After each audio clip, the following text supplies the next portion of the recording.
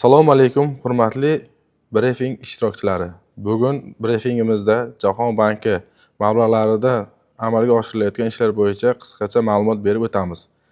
O'zbekiston Respublikasi Vazirlar Mahkamasining 2023-yil 21-sentyabr 486-son qarori asosida Xalqaro taraqqiyot uyushmasi ishtirokida Sirdaryo viloyati, Sirdaryo tumani, Guliston, Sayxunobod, Yangi shahrida ichimlik suv ta'minoti va 5 ta tuman markazlarida oqova suv tarmoqlarini yaxshilash loyihasi amalga oshirilmoqda.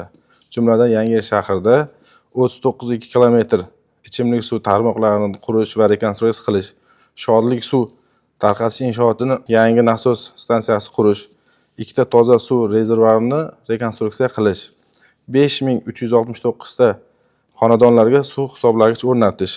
Loyiha doirasida loyiha smeta va tender hujjatlarini ishlab chiqarish, texnik va muallif nazorati amalga oshirish uchun Partners Consulting Engineering kompaniyasi tanlangan bo'lib, 2024-yil 20-mart kuni 1-sonli shartnoma imzolandi. Yangi shahrida belgilangan ayrim ishlar respublika va mahalliy byudjet mablag'lari hisobidan bajarilayotganligi sababli buyurtmachi tomonidan tasdiqlangan sxema va texnik topshiriqlar asosida batafsil loyiha hujjatlari ishlab chiqilgan.